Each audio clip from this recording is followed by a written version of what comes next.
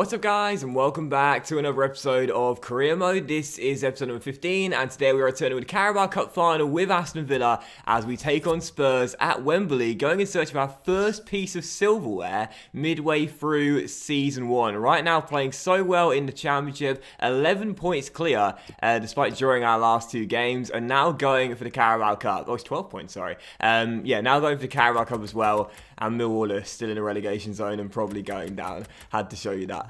But anyway, today's game is the one game special. I'm really excited for it, and the main reason I'm excited is because I'm doing a live Q&A for the first time in I don't even know how long. It's been a very long time. Let's bump it up to 6 minutes. It's been a very long time since I've done a live Q&A, and for those that haven't been following me and viewing my videos for a while, you wouldn't know this, but live Q&As were like a feature. Every time we got to a cup final, or it was a final day, the vast majority of the time we would do a live Q&A. I get my questions from you guys from Twitter, and it's just a lot of fun. It's just loads of fun, and I miss doing them. I've really missed doing them, so this should be a lot of fun. So, as I set the team up, there is one dilemma, of course, going into the game, and that is who plays up top. Ben Brereton, of course, suffered that injury away at Craven Cottage, and he's going to be out for 2 months. I think I am going to go with Gabby, who scored 2 goals against Swansea to help us get into the semi-finals.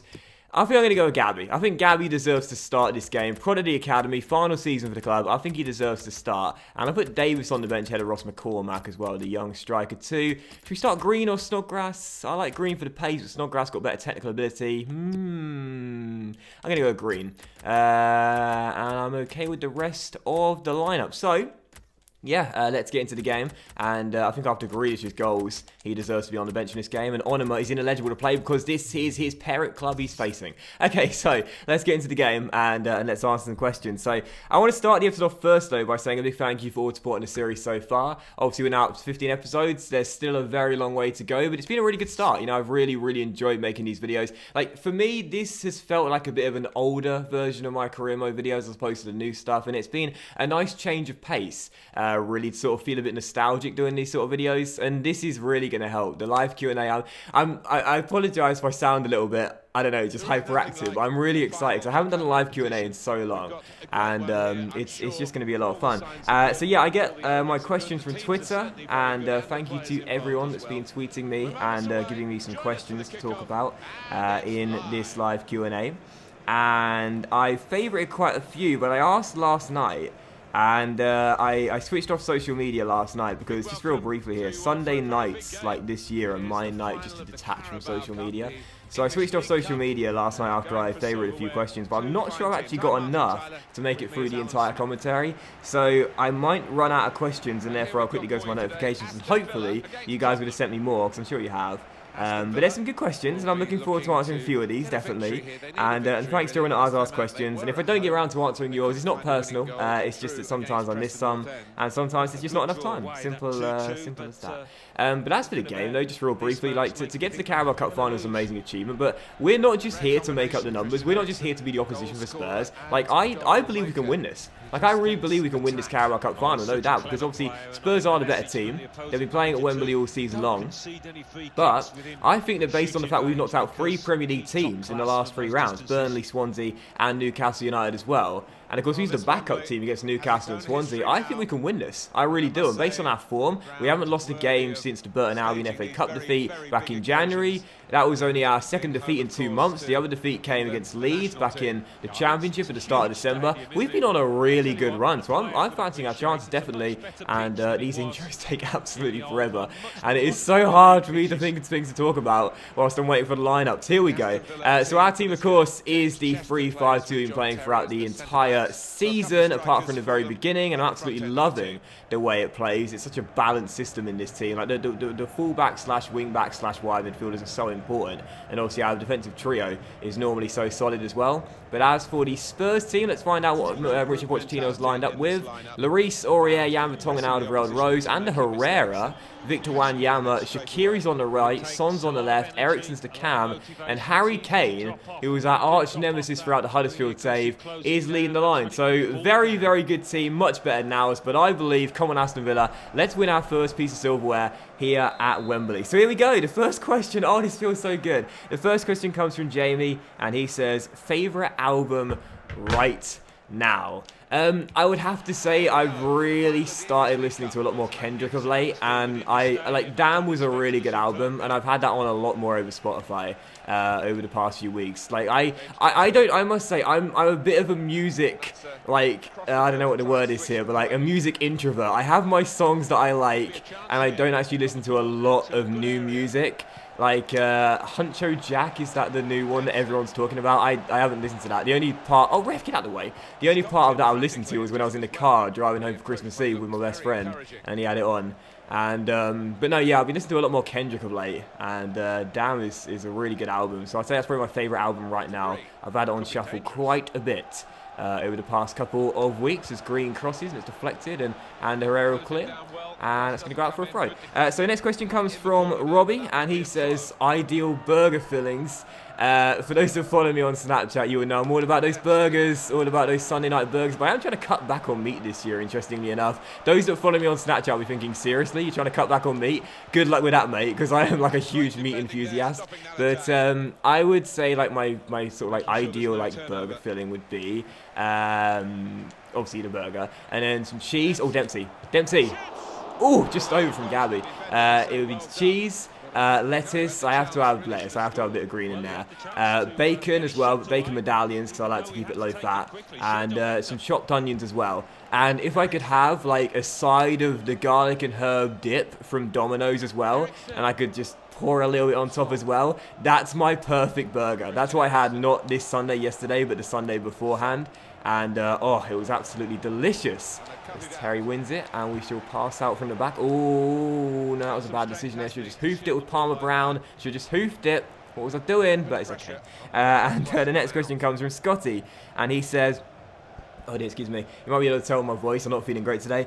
What's your favourite series of all time? My favourite of yours is the West Brom one. Well, thank you very much. That was one of my favourites as well. I think I would have to be biased and say it would be my Millwall, Napoli, Spurs, Millwall save, just because it was my favourite team. And whenever people ask me, like, you know, for recommendations on what team to use on either career mode or football manager, I always say the same thing. You should definitely, if you haven't done it recently, do a save with your favourite team, because it's the team you know most about, it's the team you're most attached to, and therefore you'll get more enjoyment out of it. So whilst I've done some amazing saves, I would have to say that my favourite career mode save was Kane, puts it just wide. Would have to be the Millwall save, because whilst I love the West Brom save, I really like the Hertha Berlin save as well back in FIFA 14. I like some of my recent saves. The Huddersfield save was really fun as well, but I'd have to say the Millwall save, just because my favourite team, it was really fun, and the story was really great as well. So yeah, I'd have to say the Millwall save. That's my favourite, and that won't come as much of a surprise to many of you, I'm sure, as Dempsey gets around Jan Vertonghen, gets inside the area. Clint Dempsey couldn't pull the trigger, and Sergio Aurier will clear. Next question comes from David, and he says, how did you go about starting a YouTube channel? Well, it was back in 2011, and it was obviously a very long time ago, 6.5 years. It's still amazing to think I'm still on YouTube 6.5 years later. But yeah, I basically had just come back from holiday with my friend, and I had no idea what I was going to do because he was off to uni, and I wasn't going to uni. is that a corner? I swear I went out to play off Kane. What? Okay. My friend was going off to uni, and I basically for the past year I hadn't actually done much of anything really. As Vertonghen shoots and it's blocked, and his second shot goes off target. Would have been annoyed if they scored from it. I didn't think that was a corner. So he was off to uni. I didn't know what I was going to be doing, and I needed like I had hobbies and I had friends and I had stuff that I was doing, but I needed like something productive to do every day. So at the time, the Penfez, who I was still talking to quite a lot, obviously you know who he is now, that's for sure. He was like, you should start a YouTube channel, because we used to play pro clubs together, me and Neff, a lot. And he was like, you should start a YouTube channel, man. You're really good at FIFA. You know, you'd really enjoy it. It helps you get more confident. It's you know, good use of your time and stuff. And he did say once, you'll be as big as me eventually. Don't think that's going to happen now. But yeah, you know, he said you should start a YouTube channel, and he'd already started one. He'd already got his going. So I bought a HD PVR. I bought my, what else did I buy? HD PVR. I don't know what I bought at first as well. I can't remember now. It was so long ago. And yeah, I already had like this channel set up because it was actually my dad's channel, funnily enough. Oh, Kodjia. Oh, Lloris with the save. So I already had this channel set up, so I just started to use it. I didn't bother making a new one. And yeah, I just began, and I was very grateful that at the start Nep gave me a couple of shout outs, and I grew a few thousand subs, and people kept on checking back in on me every day. And for 6 years, that just stayed the same way, and I'm just so grateful to still be here and still have people that check in on me every day. It feels lovely to know there's still people out there that want to check out on me. But really, like it was just a case of like not knowing what I was going to do with my life for the most part, and it wasn't like a plan to turn this into a job. That was never the plan. As Gabby could be through this time. Yes, Gabby Agbomolohor, product of the Aston Villa Youth Academy, gives us the lead at Wembley 36 minutes in and justifies his start in Ben Brereton's absence. Get in, Gabby. Yes, come on. So yeah, that's how I started. I didn't really know like what I was going to be doing for like the next year or so. I was looking for a job, and I found a job eventually. Yeah, it was just not knowing what to do, and I wanted a hobby, and I'm glad that in the end I've been so grateful that I was able to turn it into a job, and I'm very happy that people are still here with me. Tom Baxendale says, what changes for better or worse have you noticed on YouTube since you first started? Well, there's loads of changes, loads for the better, loads for worse. I'm not all doom and gloom when it comes down to YouTube. I'm not gonna lie, like I'm really nostalgic about the old days, and I must say like I preferred them, obviously. Maybe it is my nostalgia clouding my judgment a little bit, but I just felt like YouTube back in the day was just a lot better in terms of community support. I didn't get as much hate as I get now. I feel like that's definitely a worse part of YouTube now. There's so much hate, so much trolling. Back in the day, there was trolling, there was hate. I got that. Don't get me wrong, but not as much as now. I think there was more of a sense of togetherness between creators. There was less people looking for drama. When you look at what's just happened very recently, I've kept my opinions to myself on this because I didn't think it was really appropriate to comment on it. But when you look at what's just happened with Logan Paul, that to me sort of sums up the way YouTube's been going for the past like 3 years, and it's not nice. It's the fact that YouTube now is, I don't really feel it's about creativity. I don't really feel it's about expressing yourself. I don't really feel like it's about, I don't know, just what it used to be. Now it sort of feels like it's a views-driven business only. And whilst everyone's always been interested in views from day one, because, you know, you don't want your YouTube videos to get no views. Of course you want the views. I feel like it's got to a point where it's desperation now. People will push the boundaries on what they think is acceptable. Oh! Eric Palmer Brown to put on YouTube, and really it's just not great. I think there's so much content out there that is inappropriate for children because there's so many more younger viewers on YouTube nowadays, not just on my channel, on gaming channels, but I mean on all channels. There's so many more younger viewers because kids nowadays get technology quicker than ever before. My first phone was at like 13, 14 years old. I had a little Nokia, no I didn't, I had an orange phone, which was just like really basic. But nowadays, like kids are getting iPhones when they're like 6 years old, and you know, everyone's connected to the internet, everyone's got Wi-Fi, everyone's got YouTube. Now there's so many kids out there and they're watching inappropriate videos, and basically a lot of YouTubers just turn a blind eye to their social responsibility because they just don't think they have one, and or they're just not really that fussed either way. And I feel like that is one of the big problems. Now it's just become, for most people, it's just become nothing other than a views business. And they'll go to whatever level they can to be succeeding the most.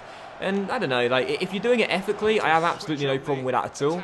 But I feel like there's just too many unethical channels out there. And when you look at what's happened with Logan Paul again of late, it just shows the state that YouTube's in, really. And it's quite sad. It's really sad because, you know, YouTube allow these sort of things to happen because if they get views and YouTube get more views on their videos, they're going to get more money as well. And it's sad, but you know, again, the site has evolved so much over the years. It's changed so much over the years, and there are good parts to it as well. There are good parts to it now. There's more features for creators to use. There's more tools that we can use to engage with our audience. More things we can do to stay connected with our audience, get them involved in polls and whatnot.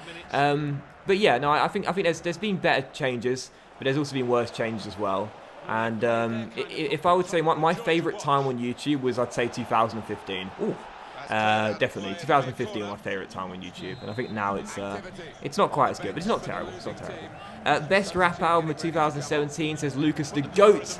I would have to say More Life by Drake. I absolutely love that album. I have to say, like, this is a really, I wouldn't say it's controversial, but a lot of people are surprised when I say this. I'm a huge Drake fan. He's my favourite artist, and I've loved pretty much every album he's made. My favourite would have to be Nothing Was the Same. Or would it? Or would it be If You're Reading This Is Too Late? I think it might be if you're reading this. But yeah, I love Drake. Like, I think his music's amazing. But I was not a fan of Views at all. I thought Views was terrible. I mean, like, I'll be honest. There is like a couple of tracks on Views that I think are really good, but a lot of them are just I didn't get on with the album at all. So I was thinking like, well done, Sam. I was thinking like, because for me, like, it's the same with TV. Like, sometimes I'll like love the first 2 or 3 seasons, and then I'll just sort of give up on it because I just don't like it anymore. I was thinking that might happen with Drake. Like, I didn't like Views, and I was thinking next year when he releases something in 2017, it might not be quite as good. It might be, you know, not even as good as Views, and I'll just lose interest in Drake as an artist and an entertainer. But I have to say More Life was an amazing album. I preferred the first half to the second half, but there's some songs on there which are incredible. Gloucester, I would probably say, is my favourite one. Can't Have Everything as well, I love that song too.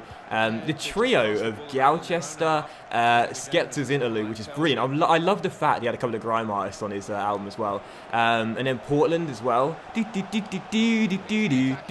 just a brilliant trio. And before that trio, you have 4422 from Sampha. And the transition from 4422 to Gloucester is so smooth. The whole album's transition is so smooth. It plays so well. And it's just great to listen to. So, yeah, I'd have to say More Life by Drake. Definitely my favourite rap album last year. Banana Pears says, what are the top 3 countries? Oh, no. Whoops. What are the top 3 countries, places you would visit if you could? I would have to say Rio de Janeiro in Brazil, because I've always wanted to go there. New York City in America, because I always wanted to go there. I've always wanted to go to Toronto as well, but if I could only pick one more, I'm fascinated by Asia, and I would love to go to Asia. Bangkok in Thailand. I like Buddhism, so I'd like to go to Thailand. Bangkok in Thailand, Tokyo in Japan, Seoul in South Korea, Beijing in China. Yeah, I would love to go to an Asian country, and I'll probably say Seoul in South Korea. I'm really interested in South Korea. I don't know why. So yeah, I'll probably say those 3 locations, definitely. And oh my goodness, I have to say, guys, this has been a terrible final. Like, this has been a really poor final. It's 15 minutes to go. We're leading by 1-0. But there has been very little going on in this. Spurs have not recorded a shot yet. This is bizarre. Let's take off Gabby, who scored our goal. He's getting tired out there. Let's bring on the young man Davis. We'll bring on Snodgrass for Green as well. And I'll leave my 3rd sub just in case Spurs have a late flurry of chances. But for the moment, I'm surprised by this. Like, I've been talking so casually. I've not felt pressured at all. This has been really weird, but fair enough. Like, at the moment, we're getting the Carabao Cup final. I'm not going to say no to that. Jonathan Kodjia, down the left, cuts past Alderweireld. This could be 2. Lloris saves. And Bustos fires it wide. Oh, that would have been 2. Oh, dear. Excuse me. Next question comes from Liverpool Brad. Oh, cool, a football Twitter account. I love it when I see a football Twitter account following me. He says, favourite ever career mode player. Oh, God, I mean, there is so many. Like, it would be so hard to just say one. If I can't include new gens and regens, or youth players, if you will. Oh, God, I mean, it could be like one that I've used more times than any, like Jack Butland, or it could just be a crazy one that I'll always remember. I think I might have to go for Lucina Traore, just because I had him in my Spurs save back in my first ever career mode. He was one of my favourite ever players to use on FIFA. 6'8", launched the ball into him and he would win every single header. He was the go-to guy when I needed a goal. I would just whip the ball in and he would get it for me. I love Traore, man. He was so fun. He scored an amazing bicycle kick for me once with Spurs. Running onto a Jetro Willems giant throw-in. Those were the days of career mode, man. Some of the goals I remember from days past are so awesome. I'm a bit of a nerd, but I say a bit. But yeah, there was some amazing goals I scored with Traore, and the fact he's 6'8" made him funny to use as well. Oh my God, there is 5 minutes to go, and we are still leading by a goal, and Spurs have done basically nothing. This has been an anticlimactic final, but I'm not really that fussed if we can win it. Kodjia, this could be the game. Kodjia. Davis. Clint. Lost it. But it's okay, because there's 2 minutes to go and we're still leading. Ryan says, what do you make of the work Marco Silva has done at Watford this season? Well, he's sitting in 10th place right now. I have to say, I don't think he's got enough credit. I think Watford have got a lot of credit, but it's been sort of overshadowed a bit by what Burnley have done this season, and rightfully so, I guess. Sean Dyche's achievement's been amazing. But I think you got to remember, like, Watford have got such a sack-happy history in recent years. They're bringing on Ali for Wanyama way too late, Poch. They've had such a sack-happy history in recent years. Watford, lest we forget, only came into the Premier League just a couple of years ago. And, like, the fact... Let's bring on Huri Hain for Jedinak. Let's not forget, like they've only, you know, recently sort of like established themselves, if you will, as a Premier League team, and he's done really well. It's his first job, his first year at Watford, coming from Hull, where he was only there for 6 months, and I thought he did a really good job at Hull. He gave them a fighting chance when they were dead and buried when he took over. He had a really good home record as well under him too. I think he's done a really good job there, and obviously he was touted to join. Oh my god, but it's not going to matter. He was touted to join Everton. I'm glad he stayed there at Vicar of Road. But I think he's done a great job. I think he's done a really great job. And that is that. Oh my goodness, that was such a bizarre final. But we've won it. We wanted to win it. We've done just that. And we've done it by a goal to nil. Gabby Agbonlahor strike in the first half gives us the Carabao Cup. And that's it, we won our first piece of silverware in one of the most anticlimactic finals I've ever played. John Terry is going to lift the silverware, and we've done it. We've beaten 4 Premier League teams on our way to claiming the trophy. And I have to say, I'm kind of sorry that final was a bit of a letdown. There was such little going on in that. But Terry's not going to mind. He's in his full kit, obviously. He would have been if he was not playing today anyway. And that's it. The Carabao Cup final's been won. That's such an anticlimactic end to this competition. The Burnley tie, amazing. Newcastle, really fun. Got through Swansea as well. But this was a really anticlimactic final. But it's over. We've won our first piece of silverware. We are Carabao Cup winners. Spurs must have had food poisoning last night or something, because they did basically nothing all game long, and we've done it. And also, to realise that means we're in the Europa League next year as well. We've won the Carabao Cup, we've won our first piece of silverware, and we're in the Europa League next year as well. Good stuff, but that was a really anticlimactic final, so I feel kind of bad about it, really. But anyway, let's answer a few more. Ross says, what feature or features in FIFA 18 career mode made you continue to play and upload the game mode? It wasn't really about the features that EA added. It was more about my audience feedback. When I did my best of career mode video, which by the way has just surpassed 300,000 views, thank you very much for that. I'm so glad you guys enjoyed that. That was, I would say, my favourite video I've ever made. When I made that video, I was thinking that would probably be my final career mode video ever. I didn't really think I was going to come back again. But the audience feedback I had on the video, the comments I got, the tweets I got, just made me think I should come back and do some more CM videos, because you guys obviously love it, and I feel like, you know, it's just great to know that I have appreciative subscribers. So yeah, it wasn't really about the features, it was more about my fans. Oh, I hate to use that word. My friends that watch me. So yeah, but to be fair, like I was excited to try the transfer system this year. I was excited for that. Not much else really bothered me at all, but the transfer system I was excited to try out, and I'm kind of glad I did, because it's been quite fun. But look at these stats, man. We deserve this win and then some. 9 shots, 4 on target, 58% possession against Spurs compared to their 4-0. Sam Johnston, I swear Johnston made a save, didn't he? He punched the ball away from a cross, but that's all I can remember. But yeah, Spurs, it's terrible. What was that about? We'll give man of the match to Gabby, though. He got us the goal. He won us the game. And this is his final season for the club. Obviously, he's joining QPR next season on a pre-contract. So that was really fitting. That was really fitting that it was Gabby that ended up getting us the goal and the game winner as well. So 1 or 2 more questions if I can. Sam Harris says, favourite Millwall player of current? Oh, God, I don't know. I try not to sort of... This is going to sound like really bad, but like I try not to like have favorite players anymore, because like I just feel like that's the sort of thing you do as a kid. Like he's my favorite player, but I don't know. I'd probably say Gregors. Just because I've backed him since day one, and I love Gregors.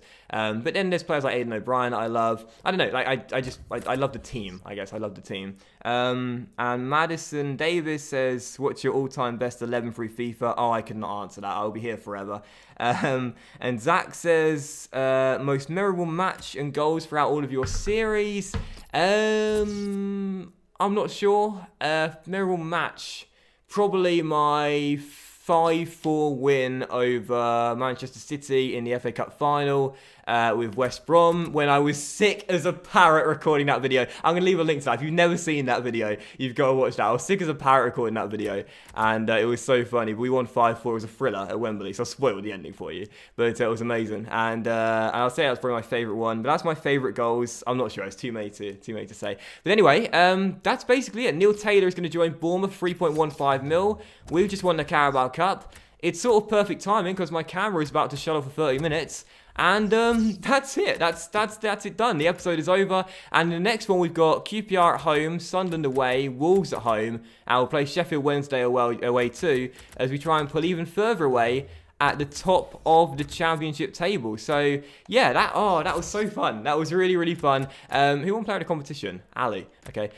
Thank you very much for watching, guys. I really hope you have enjoyed this live Q&A. It was shorter than normal because it was such a bad game and there was very little stoppages, but hopefully you enjoyed it regardless. Thank you to everyone that asked me questions on Twitter. I really, really appreciate it. If you don't follow me on Twitter, it's @Doclanders. There's a link to my social media in the description of every single video. Have a fantastic day. Hope you're glad we won the Carabao Cup, and I'll see you for next episode, a normal episode of Career Mode, tomorrow afternoon as we play 4 more games in the championship season. Bye. My God. That was so anticlimactic, my word.